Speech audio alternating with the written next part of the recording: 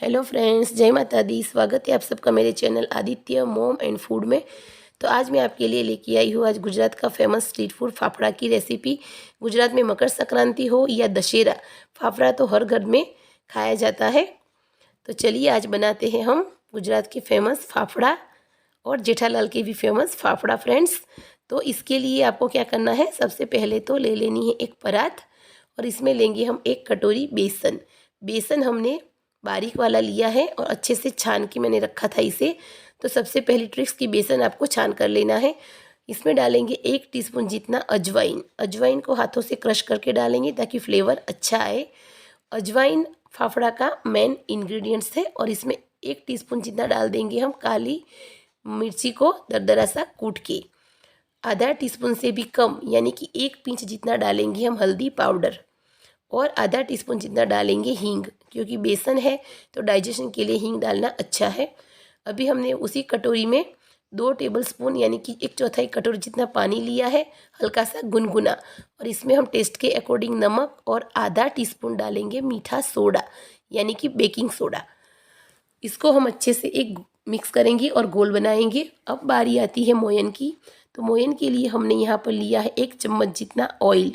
थोड़ा सा ऑयल डाल के हम मोयन लगाएंगे। अगर ज़रूरत लगेगी तो थोड़ा ऑयल हम डाल देंगे, लेकिन एक कटोरी में हमें 1 चम्मच यानी कि जो हम दाल चावल खाने के लिए यूज़ करते हैं ना, वही चम्मच जितना ऑयल लगेगा। तो जब तक मैं मोयन लगा रही हूँ, आपने मेरे चैनल को सब्सक्राइब नहीं किया है तो सब्सक्राइब कर देना, और वीडियो अच्छा लगे तो लाइक शेयर कर देना, एक प्यारा सा कमेंट भी कर देना। और लाइक करना तो टोटली फ्री है, तो लाइक तो श्योर कर देना। तो चलिए, बेल आइकन को भी प्रेस करना मत भूलना फ्रेंड्स, ताकि आपको मेरे हर नए वीडियो की नोटिफिकेशन सबसे पहले मिलती रहे। तो मोयन हमारा परफेक्ट हो चुका है। तो जो हमने पानी का घोल बनाया था ना, वो थोड़ा थोड़ा डाल के हम इसका डो लगा लेंगे। तो पानी अगर आप हल्का सा गुनगुना लेते हो ना, तो रिज़ल्ट बहुत अच्छा रहेगा। और बेसन है तो पानी हमें बहुत कम मात्रा में ही यूज़ करना है, थोड़ा थोड़ा, नहीं तो ये जल्दी से गीला हो जाता है क्योंकि बेसन चिपचिपा होता है।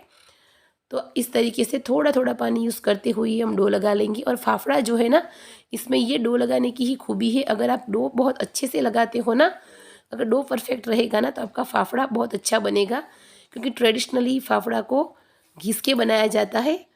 तो घिस के तो आप तभी अच्छे से बना पाओगे जब इस डो को आप अच्छे से सेट करोगे। तो बस अभी ये बेसन जो होता है ना, हाथों में बहुत चिपकता है। तो इसके लिए आपको क्या करना है, 1 चम्मच ले लेनी है या फिर इस तरीके की एक कटोरी ले लीजिए जो आपको आगे भी काम आएगी।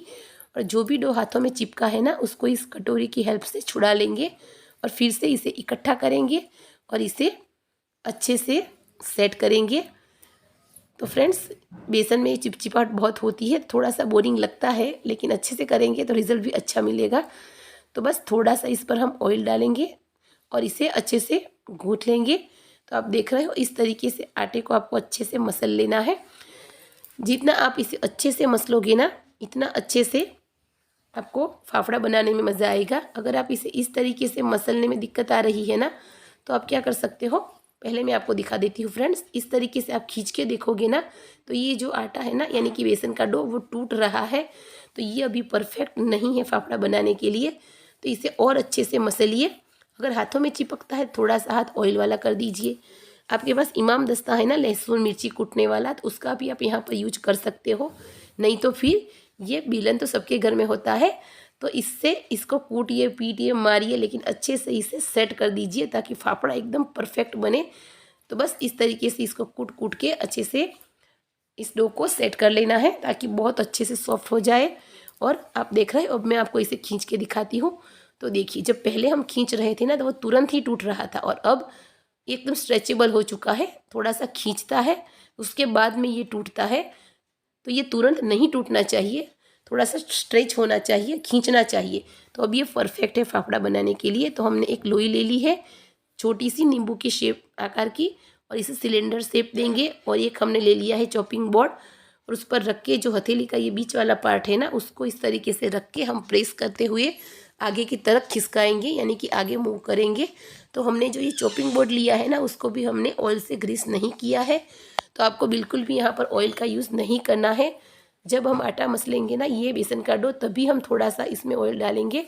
और आप देख रहे हो कि हाथों पर जो ये बेसन चिपक रहा है ना, तो समझिए कि आपका जो ये फाफड़ा है ना एकदम परफेक्ट बना है। तो बेसन को इस तरीके से छुड़ा दीजिए कटोरी की हेल्प से, और इसे निकालने के लिए हम चाकू का यूज़ करेंगे। तो बस मैंने ये चाकू ले लिया है और उसको इस तरीके से छुड़ा लेंगे हम इस चॉपिंग बोर्ड से। अब एक दो बार आप बना लोगे ना तो कभी कभी तो बिना चाकू के हेल्प से भी फाफड़ा अच्छे से छूट जाता है चॉपिंग बोर्ड से। तो देखिए, थोड़ा सा आप मेहनत करोगे ना तो फल भी बहुत अच्छा मिलेगा। तो आप इस तरीके से बनाना चाहते हो तो इस तरीके से बना लीजिए, नहीं तो आगे मैं आपको दो और नए तरीके बताऊंगी जो बहुत कम मेहनत वाले हैं और इसमें नो फेल तरीके हैं कि आपका फाफड़ा परफेक्ट बनकर ही रहेगा। तो बस इसे मैंने छुड़ा लिया है। तो देखिए, इसके जो किनारे हैं ना बिल्कुल इस तरीके से ही रहेंगे, क्योंकि किनारे इसके प्लेन नहीं होते हैं क्योंकि हमने इसे घिस के बनाया है। तो चलिए अभी आपको दूसरा तरीका बताती हूँ। तो इस तरीके से आप पॉलीथीन ले लीजिए, जो हम दाल वगैरह खरीद के लाते हैं ना, चीनी जैसा कुछ, तो ऐसी पॉलीथीन मिलती है हमें। तो बस वैसे ही एक और लोई बना दीजिए सिलेंडर शेप की, और उसे भी इस पॉलीथीन में रख दीजिए। और जैसे हमने चॉपिंग बोर्ड पर इसको आगे की तरफ मूव किया था, वैसे ही हथेली की सहायता से इस तरीके से इसे भी घिस दीजिए, यानी कि आगे की तरफ इसे प्रेशर देते हुए बढ़ाइए। तो ये भी उसी तरीके से बनकर तैयार हो जाएगा। लेकिन यहाँ पर आपको ना इसे निकालने के लिए चाकू की ज़रूरत नहीं पड़ेगी, ये चिपकेगा भी नहीं और इजीली छूट जाएगा। तो आप देख रहे हो। और अभी तीसरा तरीका बताती हूँ। तो उसके लिए आपको क्या लेना है, एक इस तरीके से प्लास्टिक शीट ले लेनी है, या फिर कोई ऐसी बड़ी सी पॉलीथीन लेनी है जो हम पाव या फिर टोस्ट वगैरह या मुरमुरे की होती है ना, ऐसे बड़ी साइज़ की। तो इसको मैंने ले लिया है। अभी दो हम लोई लेंगे, इस तरीके से सिलेंडर शेप देंगे और दोनों को थोड़ी थोड़ी दूरी पर रख देंगे और इस पर ये पॉलीथीन रख देंगे। इससे हमें ऑयल वाला करने की ज़रूरत नहीं है। जैसे पापड़ बनाते हैं ना, वो वाला ही तरीका है फ्रेंड्स ये। लेकिन इसमें हम क्या करेंगे, इस तरीके से बेलन चलाएंगे, लेकिन बेलन को आपको बहुत प्रेशर से नहीं चलाना है, हल्के हाथों से ही चला दीजिए, और वो भी एक ही डायरेक्शन में। जैसे हम रोटी बनाते हैं तो हम दोनों डायरेक्शन में बेलन को चलाते हैं, तब जाके रोटी बनती है। लेकिन फाफड़ा के लिए आपको एक ही डायरेक्शन में, यानी कि इस तरीके से बेलन को एक ही डायरेक्शन में चला देना है। आप देख रहे हैं फाफड़ा हमारा इजीली बन चुका है। तो चलिए मैं आपको इसे निकाल के दिखाती हूँ। तो इस तरीके से अगर आप बनाते हो ना तो ना कहीं चिपकेगा और ना ही आपको निकालने में दिक्कत आएगी, ना चाकू की ज़रूरत पड़ेगी और हाथों में भी नहीं चिपकेगा। अगर आप हथेली से घिस के नहीं बना सकते हो ना तो इस तरीके से बना दीजिए, एकदम परफेक्ट बनेगा फाफड़ा, वही रिजल्ट रहेगा। तो चलिए इसे अभी हम निकाल लेते हैं।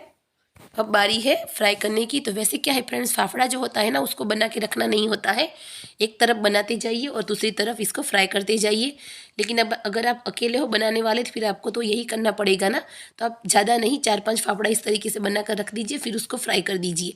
ये नहीं कि ढेर सारा एक साथ बना दीजिए और फिर उसको फ्राई करिए। तो चलिए, गैस को हमने मीडियम फ्लेम पर रखा था और ऑयल को मीडियम फ्लेम पर गर्म कर दिया है। हाई फ्लेम पर गर्म नहीं करना है। तो फाफड़ा हमने रख दिया है फ्राई करने के लिए और इसे हम मीडियम फ्लेम पर ही फ्राई करेंगे। तो आप देख रहे हो फाफड़ा जो है ना वो थोड़ी देर बाद ऊपर आना चाहिए, ये नहीं कि आपने ऑयल में डाला तुरंत ही ऊपर आ गया। तो बस इसे हम पलट लेते हैं। तो जब फाफड़ा फ्राई करो ना तो आपको इससे थोड़ी और चौड़ी कढ़ाई हो ना, वैसी कढ़ाई को पसंद करना है, या फिर जो चौड़ा सा फ्राई पैन होता है ना उसका यूज़ करिए। लेकिन मेरे पास यही कढ़ाई थी, यानी कि दूसरी कढ़ाई भी मेरी जो है वो भी इसी तरीके की है, तो मैंने ऐसी कढ़ाई का यूज़ कर लिया है। लेकिन फाफड़ा अगर आप बड़ा भी बनाते हो ना तो कढ़ाई चौड़ी होगी ना तो आपको फ्राई करने में दिक्कत नहीं आएगी। तो जितना हो सके, जैसे हम जलेबी के लिए यूज़ करते हैं ना, वैसी कढ़ाई का यूज़ करिए फ्रेंड्स। तो इसे फ्राई कर हमने निकाल दिया है और बाकी की जो है उसे भी हम फ्राई कर लेते हैं। तो क्या होता है ना, फाफड़ा हम बड़ा बना लेते हैं, फिर कढ़ाई इस तरीके की होती है तो या तो फाफड़ा इस तरीके से फोल्ड हो जाता है या फिर बीच में से क्रैक हो जाता है। तो मैं आपको सारे ट्रिक्स बता रही हूँ फ्रेंड्स, तो आप उस तरीके से बनाइए, आपको परफेक्ट रिजल्ट मिलेगा और बनाने में भी बहुत मज़ा आएगा। तो देखिए इसे हमने फ्राई कर निकाल दिया है। तो ऑलमोस्ट सारे फाफड़ा हमारे फ्राई हो चुके हैं। तो देखो ये टूट भी गए हैं क्योंकि कढ़ाई थोड़ी सी छोटी पड़ रही है। तो अब हम क्या करेंगे, एक बार फिर से आपको मैं दिखा देती हूँ। तो एक और मैंने लोई ले ली है इसी तरीके की सिलेंडर शेप देके, और इसे एक बार और घिस के दिखाती हूँ। तो इस चॉपिंग बोर्ड के नीचे आप एक कपड़ा रख दीजिए फ्रेंड्स। मैंने अभी इसके नीचे जो कपड़ा रखा था ना वो निकाल दिया। तो आप देख रहे हो चॉपिंग बोर्ड आगे की तरफ खिसक जा रहा है। तो कपड़ा रहेगा ना तो ये चॉपिंग बोर्ड खिसकेगा नहीं। देखिए कितना बड़ा फाफड़ा हमारा बनकर तैयार हो चुका है और इसे आपको मैं निकाल के भी दिखाती हूँ। तो देखिए यहाँ पर मुझे चाकू की भी ज़रूरत नहीं पड़ रही है, ये इजीली निकल जा रहा है।